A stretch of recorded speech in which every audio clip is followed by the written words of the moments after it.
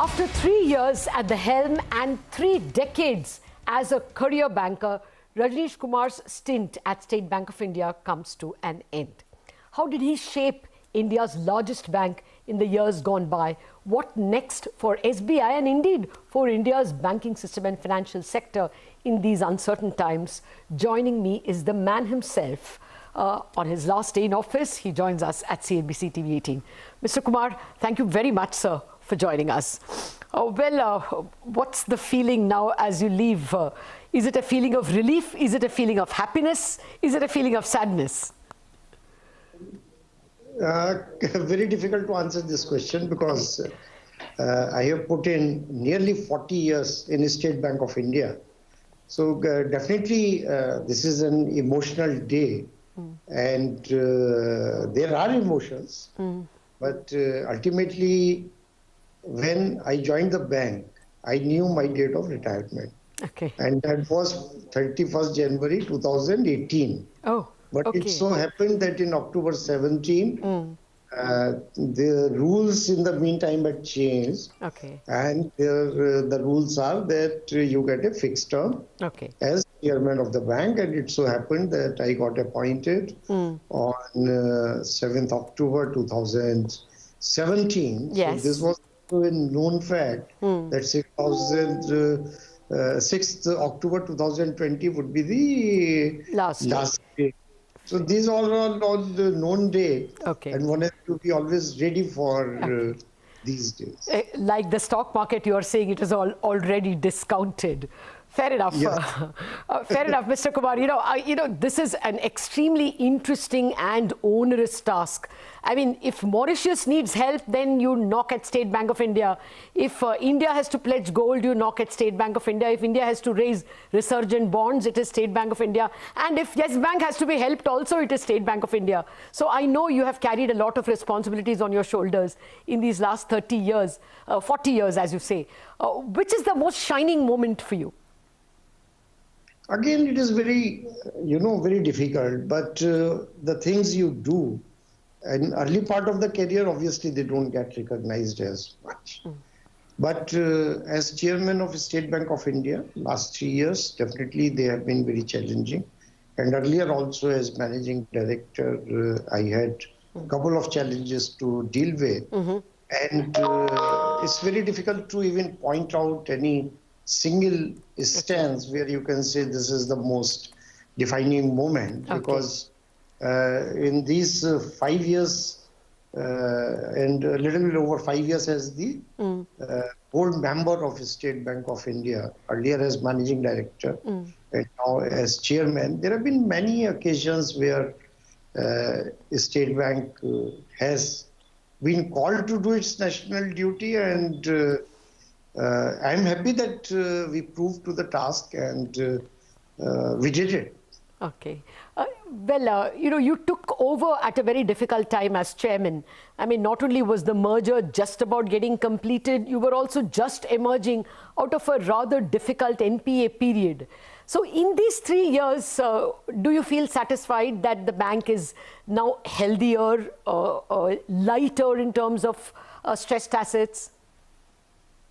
Definitely, as far as the balance sheet of the bank is concerned, its business growth is concerned, and its P&L is concerned. P&L always I have considered as a derived statement. And on all parameters against which a bank's performance is measured, and on all those parameters, bank is in a healthy position as on date. And whatever parameter you choose, I think there is absolutely no debate about it that bank's position is very comfortable and its balance sheet is very healthy. Its P&L is very healthy, and despite COVID-19, I am very, very hopeful that the State Bank's balance sheet and PLN will continue to remain healthy. So on every parameter, as far as the financial performance is concerned, bank is in a very good position. Okay. Mr. Kumar, when Mrs. Bhattacharya retired, I thought she had gone through the most stressful period, but that stress pales in comparison to what the country and the bank is facing in the current year. Are you reasonably sure that State Bank will not have a bigger NPA load, 12 months from now? Again, my analysis of the situation is that March 2018 or the FY 17-18 was the worst year for the bank in terms of NPA. The slippage was almost to the order of 1 trillion rupees, 1 lakh crore. Okay. And the provision was 70,000 crore. I don't foresee that we would ever be in a situation like that. And that was as a result of accumulation in the system. But in last 3 years, not only State Bank, I'm talking about all the banks, they have done a lot of cleanup. And the provision coverage ratio for all the banks, they are healthy. And the question is, what would be the position in March 21 and what would be the position in March 22?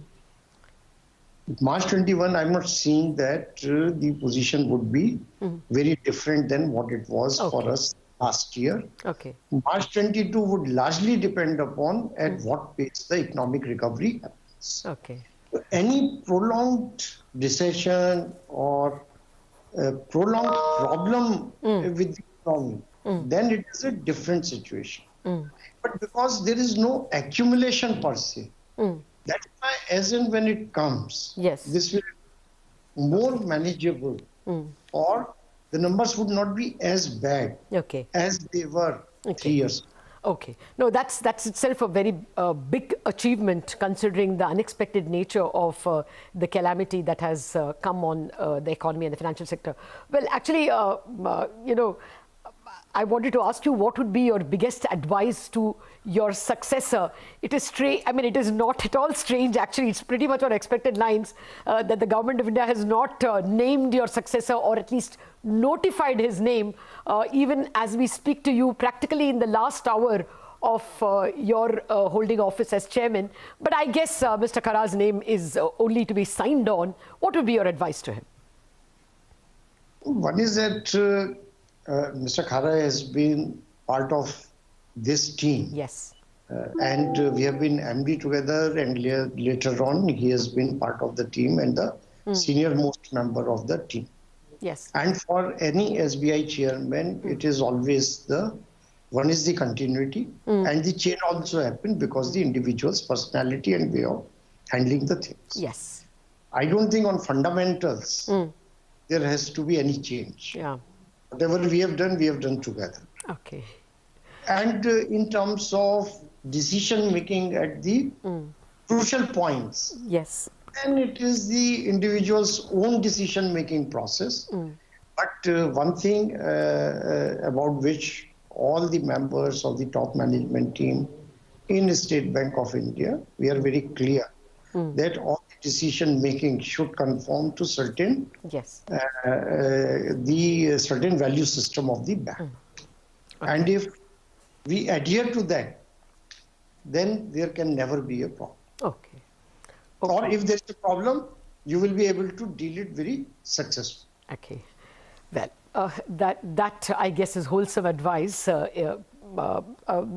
Before I come to other issues about State Bank of India, I personally thought when I asked you what was your shining moment or your most successful moment, I thought you would say the resolution of Yes Bank.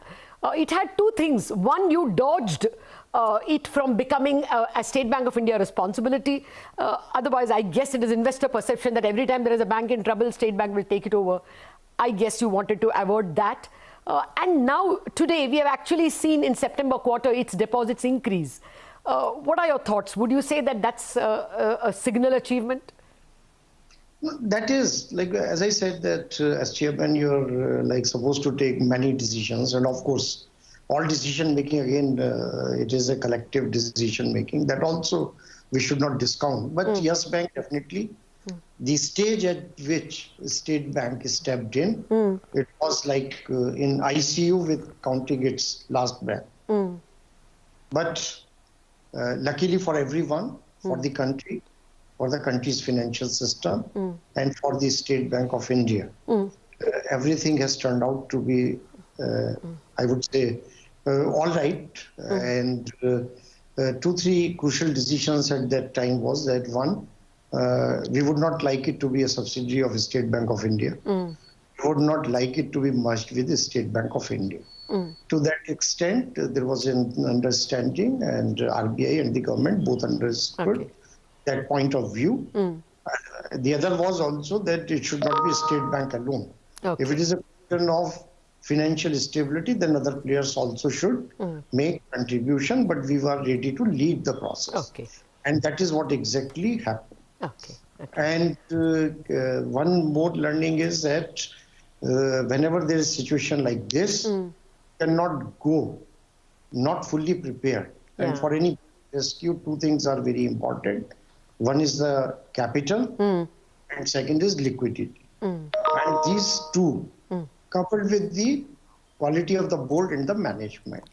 Once you put these 4 together and upfront, only then you can win this battle. Anything where you are half-hearted, either in terms of capital or liquidity, quality of the board or the quality of the management, then the chances of success are much less. But I'm happy that Yes Bank today, the way its turnaround has happened, it is a case study, and nobody would have expected that within 6 months, Yes Bank would be what it is.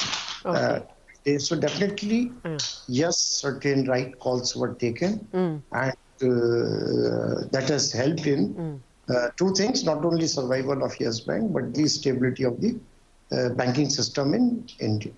No, certainly it will be a case study. I have no doubt about that. But Mr. Kumar, there are still some of the skeptics who say so much of bandwidth of so many people were spent in pulling out the bank into life. Would it not have been simpler, easier, cleaner, faster, cheaper to bring it into SBI? Those groups of people are still there. I am not one of them, but there is that group. It was not possible. It's not about finances. Merging the balance sheet of Yes Bank for the State Bank of India, it is a child's play. Let me put it this way. But when we talk about the culture, where do the mergers fail? They fail on the culture issue. What is the compensation structure in Yes Bank? What is the compensation structure in State Bank of India? What is the work culture in Yes Bank? What is the culture in State Bank? So we are poles apart. Let me put this. So the biggest problem, if you look at any merger, Air India with Indian Airlines, IDBI Bank with IDBI, why they did not succeed? Why these mergers are in a mess? Because of the cultural issues. State Bank of India absorbing 2.5 lakh balance sheet of Yes Bank was not difficult. But when we talk about merger, we have to talk about the merger of the people. And was that possible? We would have landed into a big mess if we had attempted that. Even I didn't want to make it subsidiary of State Bank of India. And I think it is a good business model. The only change which needs is that in this country we need somebody like a resolution corporation, whether it is DICGC to performing that role or any other corporation. So why ask a State Bank or any bank? We should have a corporation who should be doing this thing. And it's not that there would not be issues around bank. And they happen and keep on happening. I hope the next one will be in 2035, 2036. So this after every 15 years or 10, 12 years. So there's no immediate now problem. But there needs a dedicated resolution corporation or entity who can do the same things what we have done. Mr. Kumar, I must say that you think with your head and with your heart to be able to see the cultural problems and the people problems, and hence going in for a different kind of solution, certainly something which most of the skeptics have missed. I take your point on that. Mr. Kumar, where are you headed? What is your next avatar? Today evening I am headed for my home. Of course. Take some rest. Yes. You know, it's a palace of a home, and you should enjoy every minute you get there. But where do we see you? I mean, your predecessor is very interestingly leading a software company. So clearly, for a person like you, the opportunities are endless. Have you already shortlisted them? Nothing as of now. Okay. And as I said that in last 3 years, I didn't have a chance to even take 1 day's leave. Okay. So right now the priority is for 2 months. Although COVID-19 situation, at least because there was no traveling in last 6 months. So in that sense, life has been relatively less. Okay. There were pressures because of COVID-19 Of course. of different nature, but traveling takes its toll. And at least in last 6 months that has not been there. Yes. So now time at least for next 60 days take complete rest, complete off, Okay. and put all other things together. Yes. And then 2 things one should do, and which I will also do is that one, make effort to keep yourself physically fit. Yes. And if you are not keeping them fit, then they can get rusted. So that is something which I will not allow. Okay. Certainly, certainly. I guess you will resume your badminton. I believe you are a very big badminton player and fan. So I would assume that will be part of your routine. Opportunity. Okay. Well, Mr. Kumar, you know, I think the government would do well to employ your skills in, improving the working of public sector banks. At the moment, nobody's talking of privatization for obvious reasons. But even before you privatize, it is very important that governance should be improved in public sector banks, that people like you get more freedom. What if you are indeed asked this question or appointed to head a committee to improve governance, what would be your one ask from the government? Bring down stake below 50 so that you don't have to get into the nitty-gritty of CVC, CBI. What is the one thing you will ask? No. This is a very hypothetical question. No. Okay. I'll not say that the government asked you. I am asking you. What is the one thing you would want so that you would have been able to head SBI better? No, this is not one thing. There are multiple things which needs to be done. So I think when the time is appropriate, or if somebody asks me, then there will be, like, in 5 minutes, I can't give you a recipe that what should be done for the public sector banks. But there is a whole host of actions which can be taken, and public sector banks, they have any inherent strengths which we don't realize. And lot many things can be done which will add value to the banks themselves, which will add value to the government stake in those banks. So it's not that there are not a series of actions which can be taken, but it's very difficult to spell out everything on a television channel. Oh, okay. All right. We will, of course, take you separately and ask you those questions. No, I was not meaning privatization at all. I was only asking you, within the remit of a public sector bank, what would be 1 or 2 things they can do so that you can take decisions which are healthy for the bank, rather than having to wait for so many permissions. I mean, look at the appointment of your successor. It could have been done faster. The MPC could have been appointed faster. A whole host of things could have been done faster if we don't have delayed government intervention in everything. But Mr. Kumar, I wanted to ask you, how do you see the banking sector and the Indian economy from this stage? We have just put behind a quarter of minus 24% GDP. Things would have gotten better, but how long will it take for the economy to get back into a growth path, into a growth as in where the GDP is better than last year?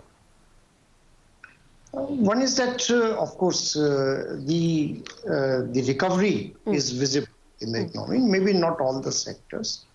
And for growth to happen in the economy, one is that we have to overcome the situation relating to COVID-19.